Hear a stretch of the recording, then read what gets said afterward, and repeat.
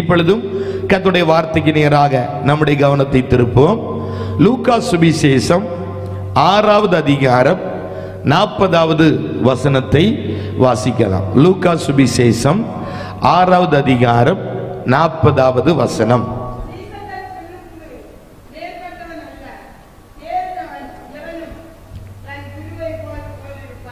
ஸ்தோத்திரம். தேவ பிள்ளைகளே, தேறினவன் எவனும் தன் குருவை போல் இருப்பான். ஸ்தோத்திரம். கவனிக்கணும், குருவை தொடரும் சீசனும் குரு போல என்ன செய்வாங்களா? மாறிடுவாங்க. தந்தை சாரல் நாஜவங்க அழகாய் பாடினார்கள், குருவை தொடரும் சீசனும் குரு போல என்ன செய்வாங்களா?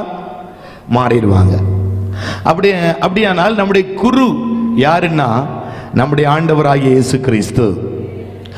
அவரை தொடர்கிறதான நாம் எல்லாரும் அந்த குருவை போல மாறணும்.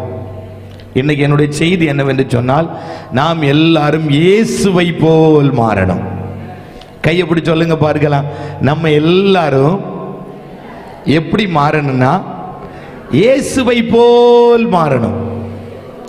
ஆமென். சிலர் சொல்லுவாங்க, நான் நோவாவை போல மாறணும், நான் ஆபிரகாமை போல மாறணும், நான் ஆமென் ஈசாக்கை போல மாறணும், நான் யாக்கோபை போல மாறணும், நான் மோசையை போல மாறணும், நான் யோசுவாவை போல மாறணும், நான் யோவானை போல மாறணும்.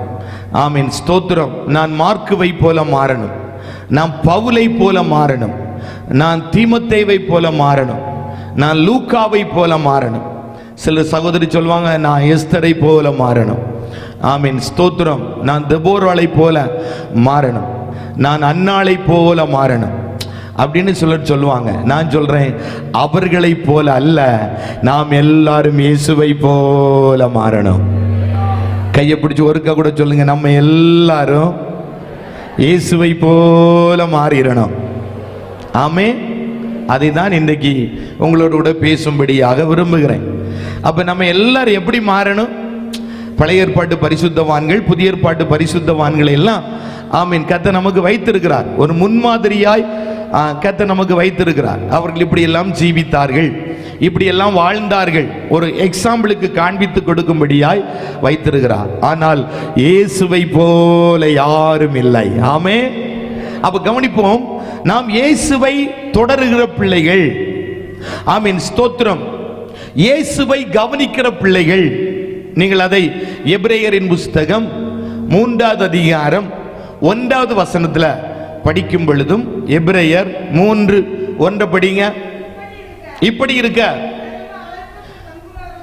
பரம அழைப்புக்கு பங்குள்ளவர்களாகிய பரிசுத்த சகோதரரே, பிரதான ஆசாரியருமாய் இருக்கிற கிறிஸ்து இயேசுவை கவனித்து பாருங்கள். அப்ப யாரு கவனிக்கணுமா? நம்ம கவனிக்க யார் சொல்லி இருக்கிற, எதை சொல்லி இருக்கிறது? கிறிஸ்து இயேசுவை நாம் எல்லாரும் கவனிக்கணும். இயேசுவை ஒண்ணு நம்ம எல்லாரும் கவனித்து பார்க்கணும். ஆமென். ஸ்தோத்திரம். இயேசுவின் ஜீவியம் எப்படி, இயேசுவின் வாழ்க்கை எப்படி, இயேசுவின் குணம் எப்படி, இதை எல்லாரும் நம்ம ஒண்ணு கவனித்து பார்க்கணும். அப்ப இன்னைக்கு பகல்ல சொல்றேன், நாம் எல்லாரும் இயேசுவை கவனிக்கிறனா இயேசுவை போலவே மாறணும். ஆமே. அதான் பக்தன் பண்ணான், உம்மை போலவே என்னை மாற்றிடும் சுயமென்னிலே சாம்பலாகட்டும், உம்மை போலவே என்னை மாற்றிடும் சுயமென்னிலே சாம்பலாகட்டும். அப்ப எப்படி மாறணுமா? இயேசுவை போல மாறணும். இயேசுவை போல மாறணும். எப்படி இயேசுவை போல மாறுவது அப்படின்னா, இயேசுவுக்குள்ள இருந்த அந்த குணம், இயேசுவுக்குள் இருந்த அந்த தன்மை நாம் எல்லாருக்குள்ளேயும் கடந்து வரணும். நேரம் அனுமதித்தால் 10 காரியம் பேசுவேன். கையை பிடிச்சு ஒருக்கா சொல்லுங்க பார்க்கலாம்.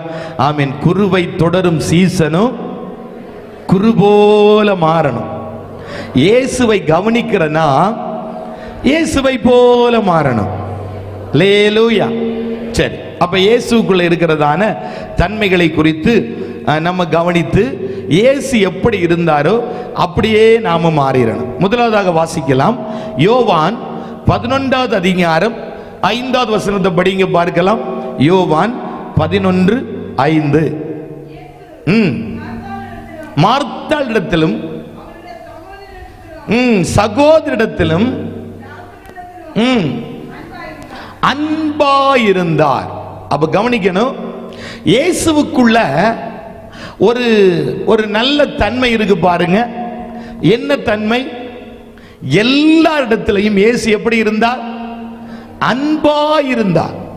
பற்பல வேலையினால் கவலைப்பட்டு கிடந்ததான மார்த்தாளிடத்திலையும் இயேசு எப்படி இருந்தார்? அன்பாயிருந்தார். இயேசுவின் பாதத்தை முத்தம் செய்து கொண்டிருந்த ஆமீன் ஸ்தோத்திரம் மரியாதத்தில் இயேசு எப்படி இருந்தா? அன்பா இருந்தாள். ஆமீன். லாசரிடத்தில் ஆண்டவர் எப்படி இருந்தார்? அன்பா இருந்தார். அப்ப கவனிக்கணும் அருமை தேவ பிள்ளைகளே, கிறிஸ்து இயேசுவை கவனிக்கிற நாம் இயேசுவுக்குள் இருந்த ஒரு நல்ல தன்மை என்னன்னா அன்பு. ஸ்தோத்திரம். அரசியல்வாதிகளும் இதை தான் சொல்லுவாங்க, இயேசு அன்பை போதித்தார். ஆமே. எல்லா அரசியல்வாதிகளும் முதலாவது பேசும் பொழுது இப்படிதான் சொல்லுவாங்க, இயேசு அன்பை போதித்தார். ஆமே. அப்ப கவனிங்க, இயேசு எப்படிப்பட்டவராய் இருந்தார்? அன்புள்ள தெய்வம். அப்ப அவரை தொடருகிற நாம், அவரை பின்பற்றுகிற நாம், அவரை சேவிக்கிற நாம், அவருடைய வழியில் நடக்கிற நாம் எல்லாரும் எப்படி இருக்கணும்னா அன்புள்ளவர்களாய் காணப்படணும். கையப்படி சொல்லுங்க, இயேசு எல்லா இடத்திலையும் அன்பா இருந்தது போல நாமும் எல்லா இடத்திலையும் அன்பா இருக்கணும். ஸ்தோத்திரம். அப்ப கவனிங்க, ஸ்தோத்திரம். இயேசு அன்பா இருந்தார். நிறைய வசனம் சொல்லலாம். யோவான் 13வது அதிகாரம் 1வது வசனத்திலையும் 34வது வசனத்திலையும் படிக்கும் பொழுது அங்கேயும் சொல்லப்பட்டிருக்கிறது. இயேசுவின் அன்பை குறித்து அங்கேயும் நான் வாசிக்கிறோம். அதே போல இயேசு அன்புள்ளவராய் இருந்தது போல நீங்களும் நானும் அன்புள்ளவர்களாய் இருக்கணும். படிக்கலாம். யோவான் 13வது அதிகாரம் 35வது வசனத்தை படிங்க. யோவான் 13:35. நீங்கள் ஒருவரில் ஒருவர் அன்புள்ளவர்களாய் இருந்தால், அப்போ ஒருவரில் ஒருவர் நம்ம எப்படி இருக்கணும்? அன்புள்ளவர்களாய் இருக்கணும். இப்ப 15வது அதிகாரம் 12வது வசனத்தை படிங்க. 15:12. நான் உங்களில் அன்பாய் இருக்கிறது போல நீங்களும் ஒருவரில் ஒருவர் அன்பாய் இருக்க வேண்டும் என்பதே. அங்க கவனிங்க, நான் உங்களில் அன்பாய் இருக்கிறது போல. அப்ப இயேசு பாவியாகிய நம்மை, அசுத்த ஜீவியம் செய்து கொண்டிருந்த நம்மை தேடி வந்து மீட்டு அவர் நம்மேல் அன்பு செலுத்துகிறது போல நாம எப்படி இருக்கணுமா? ஒருவரில் ஒருவர் அன்பு. அப்ப நம்ம எத்தனை பேருக்குள்ள அது இருக்குது? எத்தனை பேர் மற்றவர்களை சிநேகிக்கிறோம்? நமக்கு கொஞ்சம் பேர் இருப்பாங்க, ஆமே, சிநேகிப்பதற்கு. ஆனா அடுத்தது ஒரு கூட்டத்தை நம்ம என்ன செய்கிறோம்? பகைக்கிறோம், வெறுக்கிறோம், அவர்கள் மேல் அன்பு செலுத்த முடியல. ஒரு நேசிக்கிற கூட்டத்தை மட்டும் கொஞ்சம் சேர்த்து வைத்துட்டு நேசிக்கிறது அல்ல. ஆண்டவர் சொல்றார், நான் ஒருவரில் ஒருவர் அன்பாய் இருந்தது போல நீங்களும் எல்லாரும் எப்படி இருக்கணுமா? அன்பா இருக்கணும். அங்க வம்பா இருக்கணும் சொல்லி இருக்கு. வம்பு பண்ணுங்கள், நீங்கள் ஒருவரில் ஒருவர் வம்பு பண்ணுங்கள், நீங்கள் ஒருவரில் ஒருவர் வம்பா இருங்கள் அப்படின்னா பைபிள் சொல்லுது, வசனம் சொல்லுது இல்ல. நீங்கள் ஒருவரில் ஒருவர் எப்படி இருக்கணும்னா தேவ பிள்ளைகள் அன்புள்ளவர்களாய் காணப்படணும். நம்முடைய அன்பு மாயமற்ற அன்பா இருக்கக்கூடாது. ஆமே. சிலருடைய அன்பு மாயம் உள்ள அன்பா இருக்குது. அப்படிப்பட்ட அன்பா இருக்கக்கூடாது. வாடி போகிற அன்பா இருக்கக்கூடாது. ஆமீன். ஸ்தோத்திரம். ஆமென். இப்படி அன்பை குறித்து நிறைய காரியங்களை வேத புஸ்தகத்தில் நாம் வாசிக்க முடியும். தேவ பிள்ளைகளே, அந்த மாயமுள்ள அன்பு இருக்கக்கூடாது. ஆமீன். முகத்துக்கு முன்னாடி ஒன்று பேசுகிறது, முகத்துக்கு பின்னாடி ஒன்று பேசுகிறது, முன்னாடி நின்று ஒன்று சொல்லுகிறது, பின்னாடி நின்று ஒன்று சொல்லுகிறது. ஆமீன், ஸ்தோத்திரம். 2 நாள் சிநேகித்து அடுத்தது கொஞ்ச நாள் சண்டையா இருப்பதல்ல. சிநேகிக்கும் பொழுது எல்லா காரியத்தையும் பேசுவாங்க. சண்டை வந்தவுடனே ஒன்றை பற்றி எனக்கு தெரியாதா, நீ அப்படிப்பட்டவதானே, நீ இப்படிப்பட்டவதானே, அப்படி மாறி மாறி இந்த குழந்தைகள் பேசினது போல பேசுகிறது. கையை பிடி சொல்லுங்க, இப்படி ஒன்று நம்ம இருக்கக்கூடாது. கையை பிடிங்க. ஆமே, அது அன்பு, அன்பை வெளிப்படுத்துகிறது. கையை பிடி சொல்லுங்க, உங்க அன்பு இயேசு எல்லா இடத்திலும் அன்பு கூர்ந்தது போல நீங்களும் எல்லா இடத்திலையும் அன்பா இருக்கணும். இருப்பீங்களா? இருப்பேன்னு சொல்றாங்க, ஒரு அல்லேலியா சொல்லுங்க. பரவாயில்லை. அப்ப நமக்கு ஒரு கோத்திரமும் இல்லை. அன்பு இல்லாமல் இருக்கிறனால தான் எங்களுக்கு பயங்கர ஓத்திரமா இருக்குது. நல்ல சிநேகிக்கணும். நான் கையை பிடிச்சு ஒருக்க சொல்லுங்க, நாம் தெய்வத்துடைய பிள்ளைகள். நல்ல சிநேகிக்கணும், நல்ல அன்புள்ளவர்களா இருக்கணும். அல்லேலூயா. ஒரு நாள் அன்பு குறையக்கூடாது. என்ன வந்தாலும் அன்பு குறையக்கூடாது. அன்புல மாயம் இருக்கக்கூடாது. ஆமே, மாயமான அன்பா இருக்க கூடாது. ஒரு தேவ பிள்ளை ஜீவன் போகிறது வரை நேசித்தா அவர்களை நல்லா நேசிக்கணும். ஆமே, சின்ன சின்ன குறைகள் மனுஷீகத்தில் வரதான் செய்யும். ஆமே, உடனே அவங்கள பார்த்து எரிச்சல் அடைந்து கோபம் அடைந்து சண்டை பிடிச்சு அன்பிலிருந்து தேவ பிள்ளைகள் மாறி போயிடக்கூடாது. இயேசுவை போல மாறணும். அவர் அன்புள்ள தெய்வம். இயேசு எப்படிப்பட்டவர்? அன்புள்ள தெய்வம். சரி, இப்படி நிறைய காரியங்கள் பேசணும். 2வது இயேசுவுக்குள்ள என்ன இருந்தது பாருங்க. பிலிப்பியரின் புஸ்தகம் 2வது அதிகாரம் 3வது வசனத்தை நாம் படிக்கும் பொழுது, பிலிப்பியர் 2:3 படிங்க. ஸ்தோத்திரம். சீக்கிரமாய். வீண் பெருமையினாலாவது செய்யாமல் மனத்தாழ்மையினால் மேன்மையானவர்கள் என்று என்ன கடவீர்கள். அப்ப 2வது சொல்றேன், கிறிஸ்துவுக்குள் இயேசுவுக்குள் இருந்தது தாழ்மை. அவர் தாழ்மையின் ரூபம் எடுத்தார். அப்ப கிறிஸ்து தன்னை, ஆமென், ஸ்தோத்திரம், தன்னை என்ன செய்தார்? தாழ்த்தினார். அதாவது சிலுவையின் மரண பரியந்தம் தன்னை என்ன செய்தார்? தாழ்த்தினார்.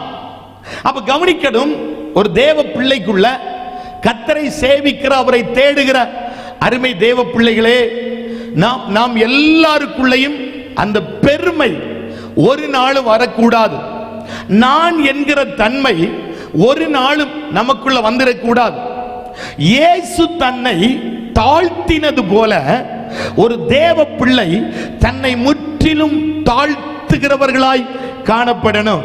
ஆமென், ஸ்தோத்திரம். நீங்கள் யாக்கோபின் புஸ்தகம் 4வது அதிகாரம் 6வது வசனத்தை படிக்கும் பொழுது படிக்கலாம். யாக்கோபு 4:6.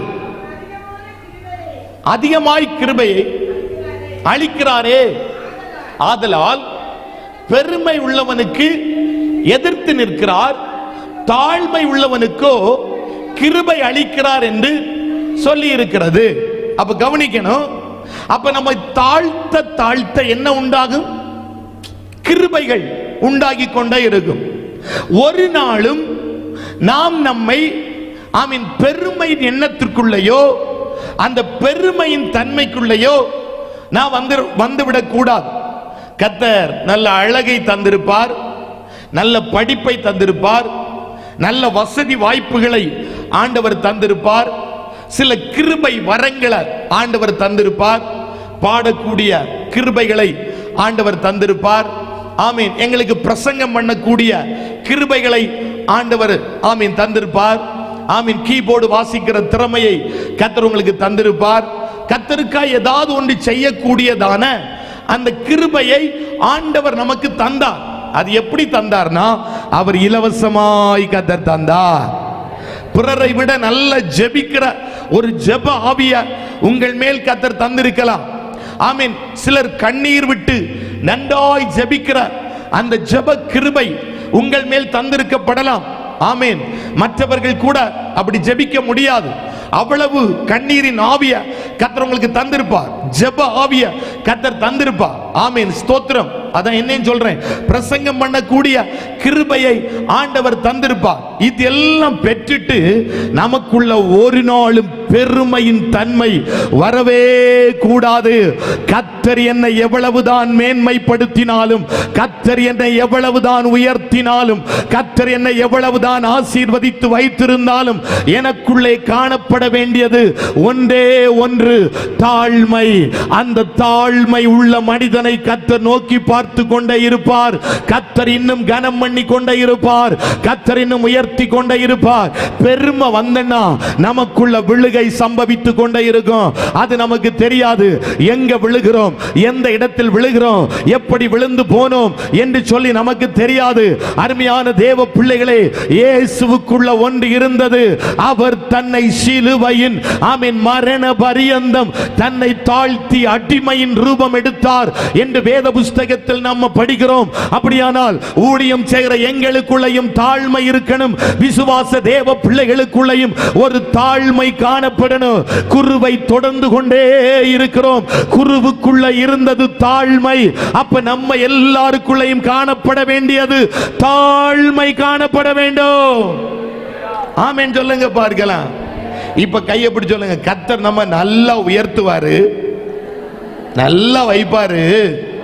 பெருமை பெற்றப்படாது, தாழ்த்தணும். ஆமே. நான் சொல்ற தேவ பிள்ளைகளுக்கு எல்லாருக்கும் புரிகிறதா? புரியுதுன்னு சொன்னா ஒரு அல்லேலூயா சொல்லுங்க பார்க்கலாம். உங்களை உச்சாணி கொம்புல கொண்டு வைக்கலாம். ஆமே. மேல கொண்டு வைக்கலாம். ஆனால் நமக்குள்ள என்ன வரணும்னா தாழ்மை தான் வரணும். ஆமே. சிலருக்கு பெருமை வந்து மிருங்க கொம்புல ஏறிடணும். மிருங்க கொம்புல ஏறினா என்ன நடக்கும்? என்ன செய்யும்? மிருக கொம்பு நல்லா பழகுமோ? மிருக கொம்புல ஏறினா அவ்வளவுதான், கீழே வந்துட வேண்டியதான். அப்ப பெருமைப்பட்டு நான் யார் தெரியுமா, ஆமா எனக்கு என்ன கிருபை தெரியுமா, நமக்கு தெரியும். நம்ம பெட்டி நமக்கு தெரியாத நம்ம எப்படி இருந்தோம், எங்க கிடந்தோம், எங்க குழியில கிடந்தோம், இதெல்லாம் நமக்கு நல்லாவே தெரியும். கர்த்தர் பயன்படுத்த தொடங்கின உடனே தலக்கணம் தலையில ஏறிடக்கூடாது. ஆமே. எங்க வந்துடக்கூடாது? தாழ்த்தணும். இயேசு தன்னை தாழ்த்தினது போல எல்லா இடத்திலும் ஒரு தேவ பிள்ளை தன்னை தாழ்த்தி கொண்டே இருக்கும் பொழுது கர்த்தர் அந்த தேவ பிள்ளையை மேன்மைப்படுத்தி கொண்டே இருப்பார். இயேசு தன்னை தாழ்த்தினபடியினால் பிதா அவரை மேன்மைப்படுத்தினார். எல்லாவற்றுக்கும் மேல்மையாய் அவரை உயர்த்தி வைத்தார். அதே போல எவ்வளவு தூரம் நம்மை தாழ்த்துகிறோமோ அவ்வளவு தூரம் கர்த்தர் நம்மை மேன்மைப்படுத்துவார். நம்புகிற பிள்ளைகள் ஒரு அல்லேலூயா சொல்லுங்க பார்க்கலாம். அப்ப முதலாவது என்ன இருக்கணும்? இயேசுக்குள்ள இருந்தது அன்பு. இரண்டாவது இயேசுக்குள்ள இருந்தது தாழ்மை. மூன்றாவது லூக்கா சுவிசேஷம் 23வது அதிகாரம் 34வது வசனத்தை படிங்க. லூக்கா 23:34. அப்பொழுது இயேசு, பிதாவே இவர்களுக்கு மன்னியும், தாங்கள் செய்கிறது இன்னதென்று அறியாதிருக்கிறார்களே.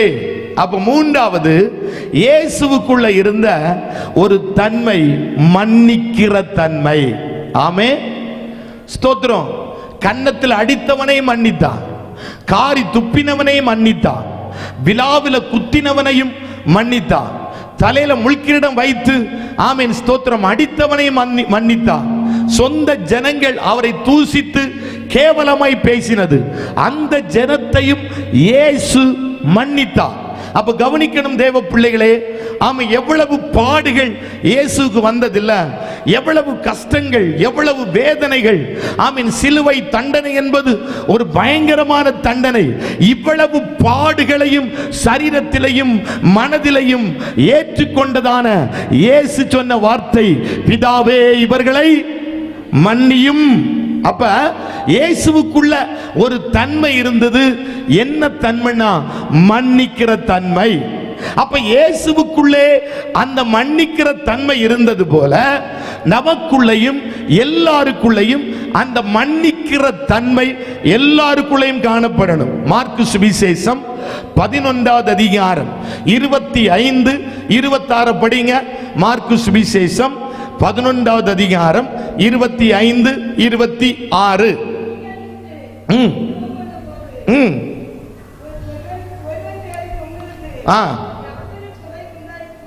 குறை உண்டாயிருக்குமானால் உங்கள் தப்பிதங்களை உங்களுக்கு மன்னிக்கும்படி அவனுக்கு மன்னியுங்கள். மன்னியாதிருப்பீர்களானால் பரலோகத்திற்கிற உங்கள் பிதாவும் உங்கள் தப்பிதங்களை மன்னியாதிருப்பார் என்றார். ஆமே. அப்ப ஒருவர் மேல ஒருவர் ஒரு குறை காணுன்னா என்ன செய்யணுமா? நீங்க நம்ம என்ன செய்யணுமா? மன்னிக்கணும். கையை பிடிச்சு சொல்லுங்க, மன்னிப்பு தான் ரொம்ப முக்கியம். அல்லேலூயா. ஒருவர் நம்மை குறித்து தப்பு தப்பா பேசியிருப்பாங்க, தவறா பேசியிருப்பாங்க. நாம் அவரிடத்துல வழக்காடவோ சண்டைக்கே போகாமல் நாம் அவர்களை என்ன செய்யணும்? மன்னிப்பீங்களா? மன்னிப்புன்னு சொன்ன ஒரு அல்லேலூயா சொல்லுங்கள். உண்மையாவா? மன்னிச்சா உங்களுக்கு கொள்ளலாம், இல்லாட்ட பரமபிதாவும் நம்முடைய தப்பிதங்களை என்ன செய்ய மாட்டாராம். சரி, ஏதாவது ஒரு தவறு கண்டுட்டோம், தப்பு கண்டுட்டோம், என்ன செய்யணுமா? மன்னிக்கணும், மன்னிக்கணும். ஆமேன், ஸ்தோத்திரம். ஸ்டெயின்ஸையும் அவருடைய பிள்ளைகளையும் நமக்கு தெரியும், அந்த ஜீப்பில் வைத்து தீ வைத்து எரிக்கிறாங்க. குற்றவாளி தாராசிங்க கண்டுபிடித்து அவருடைய மனைவியாகிய கிளாடிஸ் இடத்துல கொண்டு வர்றாங்க. கொண்டு வந்து கேட்டாங்க, இவனுக்கு நீங்க என்ன தண்டனை கொடுக்க போறீங்க அப்படின்னு. அவருடைய புருஷன் பிள்ளைகளை உயிரோட தீ வைத்து எரித்திருக்கிறான். இவனுக்கு என்ன தண்டனை கொடுக்க போறீங்க அப்படின்னு கேட்ட உடனே அவங்க சொன்ன ஒரே வார்த்தை, இவனை மன்னித்து விட்டு விடுகிறேன். அப்ப கிறிஸ்தவத்திற்குள்ளே ஒரு பெரிய தாக்கத்தை, ஒரு பெரிய மாற்றத்தை கொண்டு வந்த வார்த்தை மன்னிப்பு என்கிறதான வார்த்தை தான் ஒரு பெரிய மாற்றத்தை உண்டு பண்ணினது. அப்ப அருமையான தேவ பிள்ளைகளே, உங்களுக்கு விரோதமாய் பேசலாம், உங்களுக்கு விரோதமாய் நேர்முகமாய் செயல்படலாம், மறைமுகமாய் செயல்படலாம். பைபிள் சொல்லுது, உங்களை அடித்தவர்களை கூட, கன்னத்தில் அறைந்தவர்களை கூட நீங்கள் மன்னிங்கன்னாக சொல்லப்பட்டிருக்கிறது. அப்ப நம்ம எல்லாருக்குள்ளேயும் ஒரு தன்மை, ஒரு நல்ல தன்மை, இயேசு மன்னித்தது போல நானும் எல்லாரையும் மன்னிக்கணும். ஆமீன். அவருடைய தப்பிதங்களை நான் மன்னிக்கணும்.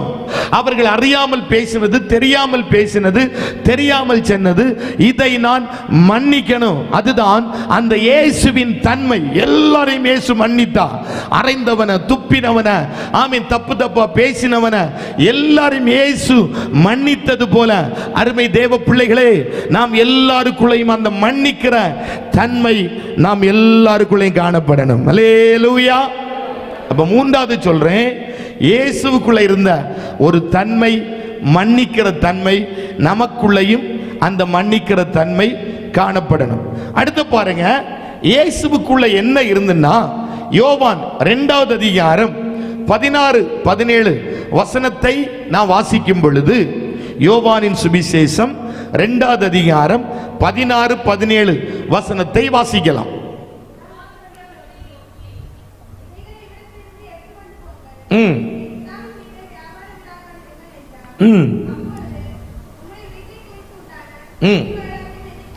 கவனிங்க.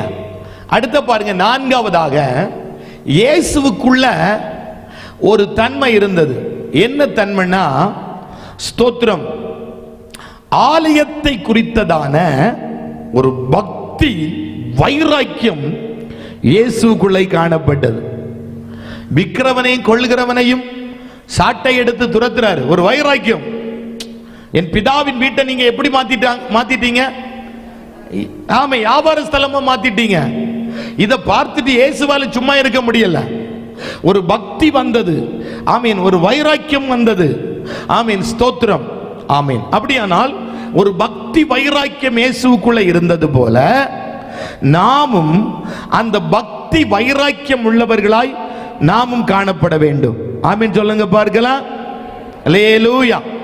நமக்குள்ளேயும் சில பக்தி வைராக்கியங்கள் காணப்படும். சபையை குறித்த ஒரு பக்தி வைராக்கியம், ஆமீன். ஸ்தோத்திரம். அந்த பினகாசுக்குள்ள உண்டாயிட்டு பாத்தீங்களா?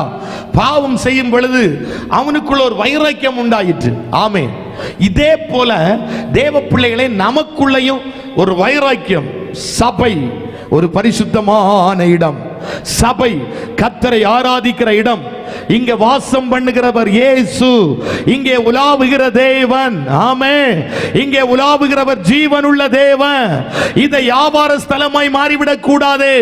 இது அலங்கோலத்திற்கும் ஆடம்பரத்திற்கும் உரிய இடம் இல்ல. இது பரிசுத்த ஸ்தலம். ஆலயத்தை குறித்ததான ஒரு பக்தி வைராக்கியம் எல்லா தேவ பிள்ளைகளுக்குள்ளே உண்டாகணும். ஆமென் சொல்லுங்க, சத்தமா சொல்லுங்க பார்க்கலாம்.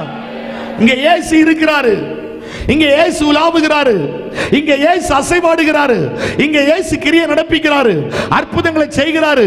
சமாதானம் இல்லாமல் வருகிறவங்களுக்கு சமாதானம் கொடுக்கிறார். வியாதியோடு வருகிற பிள்ளைகளுக்கு ஆண்டவர் அற்புதம் செய்கிறார். இந்த சபையில இயேசு இருக்கிறார். ஆனபடியால் சபையை குறித்ததான ஒரு வைராக்கியம், ஒரு பக்தி வைராக்கியம் அத்தனை தேவ பிள்ளைகளுக்குள்ளேயும் உண்டாகணும்.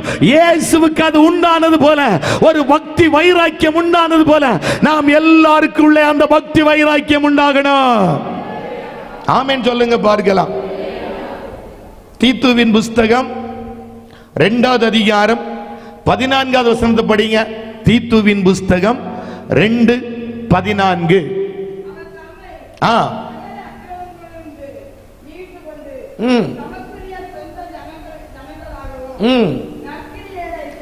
நற்கிரியைகளை செய்ய பாருங்கள். நம்ம எதுல பக்தி வைராக்கியம் படிக்கிறோம்? நற்கிரியைகள், நல்ல கிரியைகளை செய்கிறதுல எப்படி உள்ளவர்களாய் மாறிடணும்? பக்தி வைராக்கியம் உள்ளவர்களாய் மாறணும். ஆமென். நல்ல கிரியைகள், ஆமென். கஷ்டப்படுகிற பிள்ளைகளுக்கு உதவி செய்யலாம், ஏழை மக்களுக்கு உதவி செய்யலாம். நற்கிரியைகள் தேசத்துல, ஆமென். ஸ்தோத்திரம். நல்ல காரியங்கள் செய்யலாம். அப்ப நல்ல கிரியைகள் செய்கிறதுல ஒரு தேவ பிள்ளை பக்தி வைராக்கியமாய் மாறணும். அப்போஸ்தலர் 9வது அதிகாரம் 36வது வசனத்தை படிக்கும் பொழுது, அப்போஸ்தலர் 9:36 டக்குன்னு படிங்க.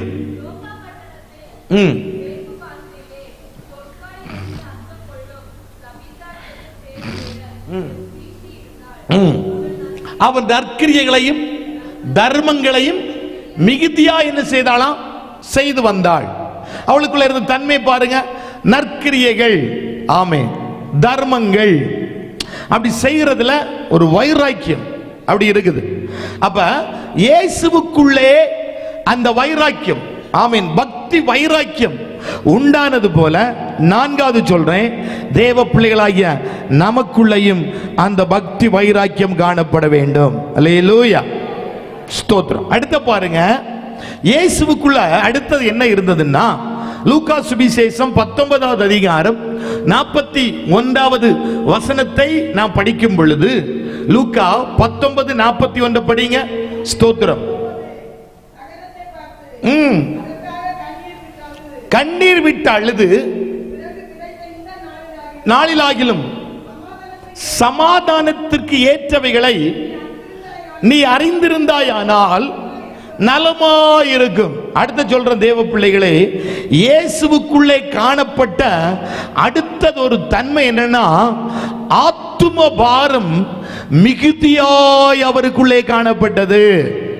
ஆத்துமாக்களை குறித்ததான ஒரு பாரம் இயேசுவுக்கு இருந்தது.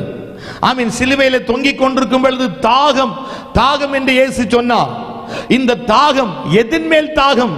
தண்ணீர் மேல் உண்டான தாகம் அல்ல, ஆத்துமாக்களின் மேல் ஒரு தாகம் உண்டாயிற்று.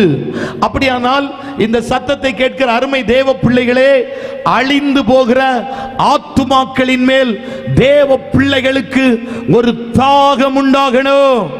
ஐயோ, ஜனங்கள் அழிகிறார்களே, லட்ச லட்சமான ஜனங்கள் நரகத்திற்கு நேராய் போய் கொண்டிருக்கிறார்களே, அக்கினி கடலுக்கு நேராய் போய் கொண்டிருக்கிறார்களே, இயேசு இல்லாமல் மரித்து கொண்டிருக்கிறார்களே. இந்த ஜனம் நரகத்திற்கு போய்விடக் கூடாது, அக்கினி கடலுக்கு போய்விடக் கூடாது. இங்க இருக்கிற எல்லா தேவ பிள்ளைகளுக்கும், ஆத்துமாக்களின் மேல் இந்த சத்தத்தை கேட்கிற அன்பு நண்பனே, அருமை சகோதரி, தேவ பிள்ளையே, ஆத்துமாக்களின் மேல் உனக்கு ஒரு தாகம் உண்டாகி கொண்டே இருக்கணும். ரோமர் 9வது அதிகாரம் 1வது வசனத்தை படிங்க. ரோமர் 1:9. இடைவிடாத மனவேதனையும் உண்டாயிருக்கிறது. எனக்கு மிகுந்த துக்கமும் இடைவிடாத மனவேதனையும் உண்டாயிருக்கிறது. 13வது வசனத்தை படிங்க.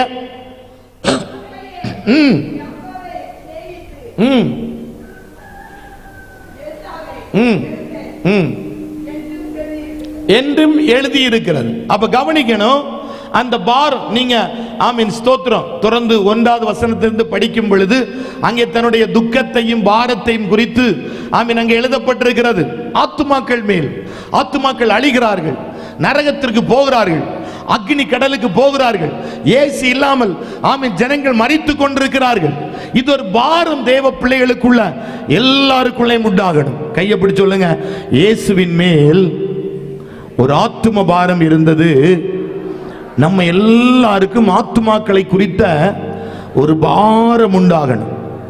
அல்லேலூயா. ஒரு சீன தேசத்தை சேர்ந்த ஒரு கம்யூனிஸ்டியவாதி இப்படி சொன்னானா, நான் கடினப்பட்டு உழைக்கிறேன், நான் கஷ்டப்பட்டு உழைக்கிறேன், என் கம்யூனிஸ்டம் வளர வேண்டும் என்று சொல்லி 80% அதற்காய் செலவு பண்ணுகிறேன், 20% என்னுடைய செலவுக்காக நான் எடுத்துக்கொள்கிறேன், 80% கம்யூனிஸ்டம் வளர வேண்டும் என்று பிரயாசப்படுகிறேன், 20% நான் எடுத்துக்கொள்கிறேன். இந்த கிறிஸ்தவர்கள் சொல்லுகிறது போல பரலோகம் நரகம் என்று சொல்லி ஒன்று உண்டு என்று சொல்லி நான் அறிவேனானால், அந்த கம்யூனிஸ்டவாதி சொல்றானா, நரகம் ஒன்று உண்டு என்று சொல்லி நான் அறிவேனானால், இந்த சீன தேசம் முழுவதும் குப்பிச்சில்லால் நிறைக்கப்பட்டிருந்தாலும் அந்த குப்பிச்சில்லின் வழியாய் நான் கடந்து போய் அந்த குப்பிச்சில் என் சரீரத்தை முழுவதும் கிழித்து போட்டாலும் ஒவ்வொரு மனுஷனுடைய காலை பிடித்து நான் கெஞ்சி கேட்பேன், ஐயா நரகம் ஒன்று உண்டு, நரகத்திற்கு போய்விடக் கூடாது, அக்னி கடலுக்கு போயிடக்கூடாது, பாதாளத்திற்கு போய்விடக் கூடாது என்று சொல்லி ஒவ்வொரு மனுஷனுடைய காலை பிடித்து நான் கெஞ்சி கேட்பேன் என்று சொல்லி ஒரு கம்யூனிஸ்டியவாதி சொன்னாராம். அப்படியானால் அருமை தேவ பிள்ளைகளே, நரகம் உண்மை, பரலோகம் உண்மை. நம்புகிற பிள்ளைகள் ஒரு அல்லேலூயா சொல்லுங்க பார்க்கலாம். சிலருக்கு இதுக்கு மேல நம்பிக்கையே இல்லை. ஆமென். இந்த கிறிஸ்தவர்கள் இப்படிதான் சொல்லுவாங்க, நரகம் பரலோகம் இப்படின்னு சொல்லுவாங்க. நீ நம்பாட்டா செத்து தான் பாரு, அப்ப உனக்கு தெரியும். உலகத்துல சொல்லுவாங்க செத்தவனுக்கு தான் சுடுகாடு தெரியும்னு சொல்லுவாங்க. நான் சொல்றேன் நரகம் உண்மை, பரலோகமும் உண்மை. நம்ம எங்க போகக்கூடாதுன்னா நரகத்திற்கு போய்விடக் கூடாது, பரலோக ராஜ்யத்திற்கு போகணும். நான் மட்டுமல்ல, இந்த சத்தத்தை கேட்கிற எல்லா தேவ பிள்ளைகளும் அந்த எண்ணம் நமக்குள்ள உண்டாகணும். ஆமென். என் சொந்தங்கள் நரகத்திற்கு போய்விடக் கூடாது, என் உறவுகள் நரகத்திற்கு போய்விடக் கூடாது, என் பக்கத்து வீட்டுக்காரங்க நரகத்திற்கு போய்விடக் கூடாது, என்னோடு படிக்கிற பிள்ளைகள், ஸ்கூல்ல படிக்கிற பிள்ளைகள், கல்லூரியில படிக்கிற பிள்ளைகள் நரகத்திற்கு போய்விடக் கூடாது, அக்கினி கடலுக்கு போய்விடக் கூடாது. இந்த ஒரு பாரம் எல்லா தேவ பிள்ளைகளுக்குள்ளும் உண்டாகணும். இந்த காலத்தில் நீ மௌனமாய் இருந்தால் யூதருக்கு ரட்சிப்பும் சகாயமும் வேற இடத்திலிருந்து கடந்து வரும் என்று சொல்லப்பட்டிருக்கிறது. அப்ப இது மௌனமாய் இருக்க வேண்டிய காலம் அல்ல. அருமை தேவ பிள்ளைகளே, நாம் செயல்பட வேண்டிய காலம். நாம் ஆத்துமாக்களை ஆதாயம் பண்ண வேண்டிய காலம். நாம் ஜெபிக்கிறது மாத்திரமல்ல, ஒவ்வொரு ஆத்துமாவுக்கும் இயேசுவை பற்றி அறிவிக்கணும், ரட்சிப்பின் சுவிசேஷத்தை அறிவிக்கணும், இயேசுவின் அன்பை பற்றி சொல்லணும். நமக்கு தந்த சுகம், நமக்கு தந்த விடுதலை, நம்மை மேன்மைப்படுத்தினதை குறித்து அந்த ஜனத்திற்கு அறிவிக்கணும். அந்த ஜனத்தை நரக ஆக்கிலிருந்து மீட்டெடுத்து அந்த நித்திய ராஜ்யத்திற்கு எல்லா தேவ பிள்ளைகளும் நடத்தணும், ஆத்துமாதாயம் செய்யணும். கையை பிடிச்சு சொல்லுங்க, ஆத்தும ஆதாயம் செய்யணும். ஆத்துமாக்களுக்கு மேல ஒரு பாரம் வரணும். எத்தனை தேவ பிள்ளைகளுக்கு இன்னைக்கு வருதுன்னு தெரியல. உனக்கு வந்ததுக்கு எனக்கு என்ன அப்படின்னு தான் போயிட்டு இருக்கிறாங்க. நீ உலக பிரகாரமாய் போ, நான் சொல்ற ஆவிக்குரிய பிரகாரமாய் தேவ பிள்ளைகள் அப்படி போக கூடாது. பிரயாசப்படணும். ஆத்துமாக்களை எப்படியாவது கிறிஸ்துவுக்குள்ளாக நடத்தணும். இயேசுவின் மேல் ஒரு பாரம் இருந்தது. என்ன பாரம்னா, ஆத்துமாக்களை குறித்த ஒரு பெரிய பாரம் இருந்தது. அருமை தேவ பிள்ளைகளே, நம்ம எல்லாருக்குள்ளே அந்த பாரம் வரணும். என் ஊருக்குள்ள இருக்கிற மக்கள் ரட்சிக்கப்படலையே, என் தெருவுக்குள்ள இருக்கிற மக்கள் ரட்சிக்கப்படலையே, என் பகுதியில் வாழ்கிற மக்கள் ரட்சிக்கப்படலையே. இந்த பாரம் எல்லா தேவ பிள்ளைகளுக்குள்ளையும் வரணும். ஆத்துமாக்களை ஆதாயம் பண்ணணும். பைபிள்ல சொல்றோம், ஆத்துமாக்களை ஆதாயம் பண்ணுகிறவன் ஞானவான் என்று சொல்லப்பட்டிருக்கிறது. அநேகரை நீதிக்கு உட்படுத்துகிறவர்கள் சதா காலங்களின் நட்சத்திரங்களை போல பிரகாசிப்பார்கள் என்று சொல்லப்பட்டிருக்கிறது. ஆமே.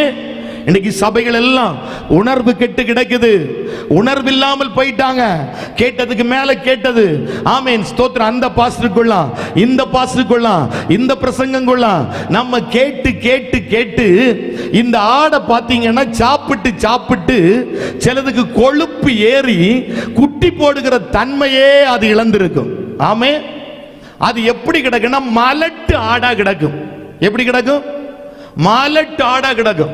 நம்ம கேட்டதுக்கு மேல கேட்ட இந்த பிரசங்கம் தானே, இந்த பாஸ்டர் பண்ற இந்த பிரசங்கம் தானே, இதுதானே அப்படின்னு கேட்டு கேட்டு இன்றைக்கு கொழுப்பு ஏறி குட்டி போடுகிற பாக்கியம் நின்று போயிருக்கிறது. கையை பிடிச்சு சொல்லுங்க, கொழுப்பு துத்ததெல்லாம் உண்மைதான்.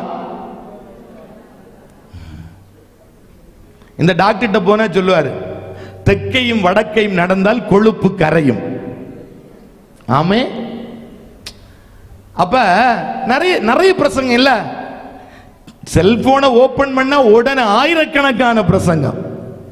கன்வென்ஷன் கூட்டங்களுக்கு குறவே இல்லை, எழுப்புதல் கூட்டங்களுக்கு குறவே இல்லை. ஆமே. 40 நாள் ஜெபம், 21 நாள் ஜெபம், 7 நாள் ஜெபம், குறைவே இல்லை. நம்ம கேட்கிறோம், நிறைய கேட்கிறோம். அதை நம்ம செயல்படுத்துகிறோமா? கையை பிடிச்சு கேளுங்க, நிறைய கேட்கிறீங்க, செயல்படுத்துறீங்களா? நமக்கு தான் நிறைய ஆக்கினேன், அறிந்தும் அதன்படி நடவதவனுக்கு தான் நிறைய. கையை பிடிச்சு நிறைய கேட்கிறீங்க. கவனமா இருந்து ஆத்துமாதாயம் செய்யணும். ஆமே. குட்டி போடணும். ஒவ்வொரு கூட்டத்துக்கு வரும் பொழுது ஒரு புதிய ஆத்துமாவை கொண்டு வரணும். பைபிளை படிக்கிறோம். ஆமே. ரட்சிக்கப்படுகிற ஜனங்கள் அனுதினமும் சபையில். அப்ப திங்கக்கிழமை ஆள் வரணும், செவ்வாய்க்கிழமை வரணும், புதன்கிழமை வரணும், வேலைக்கிழமை வரணும், வெள்ளிக்கிழமை வரணும், சனிக்கிழமை வரணும், ஞாயிற்றுக்கிழமை வரணும். ஆமே. பைபிள் அப்படிதானே சொல்றது. ரட்சிக்கப்படுகிற ஜனங்கள் அனுதினமும் சபையில் சேர்த்து கொள்ளப்பட்டார்கள். அப்ப கையை பிடிச்சு சொல்லுங்க, அனுதினமும் ஆத்தும ஆதாயம் செய்யணும். செய்வீங்களா? இல்ல கொழுப்பியாரு கிடைக்கியதானா? ஒரு அல்லேலூயா சொல்லுங்கள். இயேசுவுக்குள்ள ஒரு பாரம், ஆத்துமாக்களை குறித்த ஒரு பாரம். சபையே, ஆத்தும பாரம் இல்லாமல் போக கூடாது. சத்தத்தை கேட்கிற தேவ பிள்ளையே, ஆத்தும பாரம் இல்லாமல் போய்விடக் கூடாது. எப்பொழுதும் எனக்குள்ளே உங்களுக்குள்ள ஒரு எண்ணம் இருந்து கொண்டே இருக்கணும். இயேசு இல்லாமல் ஒரு ஆள் மரிக்க கூடாது. புரியுதா நான் சொல்றது? இயேசு இல்லாமல் ஒரு மனிதன் மரிக்க கூடாது. அவன் இயேசுவை ஏற்றுக்கணும், அவன் ரட்சிக்கப்பட்டிருக்கணும். ஆமென், ஸ்தோத்திரம். சத்துரு அத்தனை மக்களையும் நரகத்தில் தள்ள நினைக்கும் பொழுது நமக்குள்ள ஒரு எண்ணம் இருக்கணும், ஒரு பொடி ஆத்துமாவை நரகத்தில் போக விட மாட்டேன். சத்துரு அத்தனை ஆத்மாவையும் நரகத்தில் இழுத்து கொண்டு போக நிற்கும் பொழுது ஒரு பாரம் வரட்டும். இயேசுவுக்குள்ள இருந்த அந்த ஆத்மாக்களை குறித்த ஒரு பாரம். சுவிசேஷம் அறி தேவ பிள்ளையே, ஒரு வார்த்தையாவது சொல்லுங்க, இயேசுவின் அன்பை பற்றி சொல்லுங்க. எப்படியாவது ஆத்தும ஆதாயம் செய்யணும். கையை பிடிச்சு சொல்லுங்க, இயேசுவின் மேல் இருந்த பாரம் உங்களுக்குள்ள வரணும், ஆத்தும ஆதாயம் பண்ணணும்.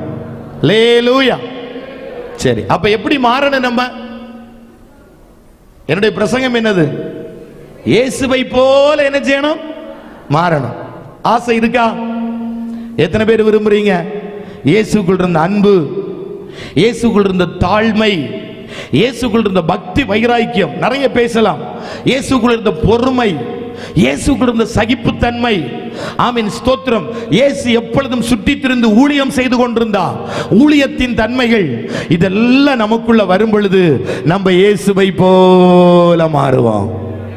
சரி, எல்லாம் முழங்கால் படி போடுங்கள். அவரை கவனித்து பாருங்க. இயேசுவை கவனிக்கணும் ஒரு தேவ பிள்ளை.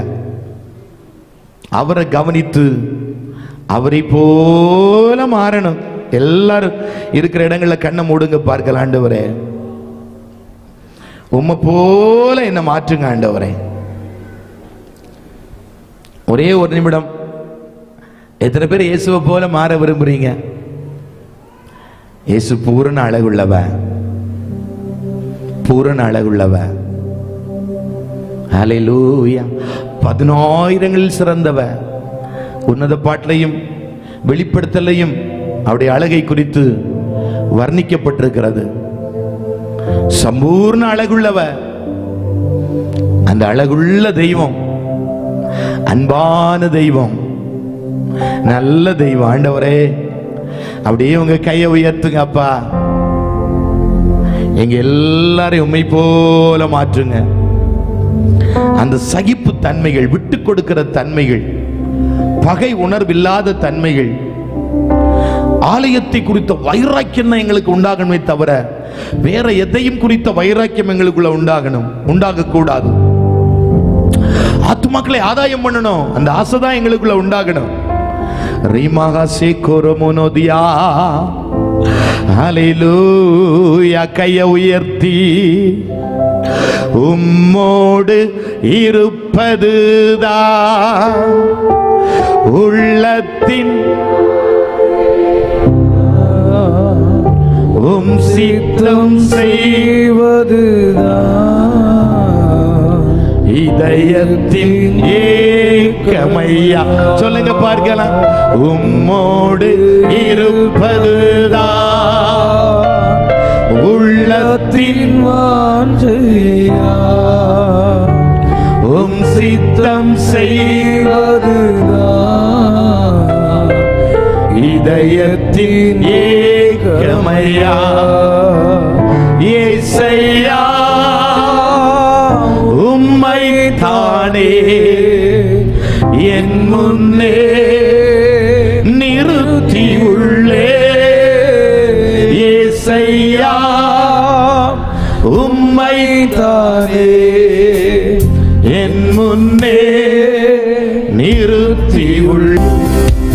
என் முன்னே நிறுத்தி உள்ளே.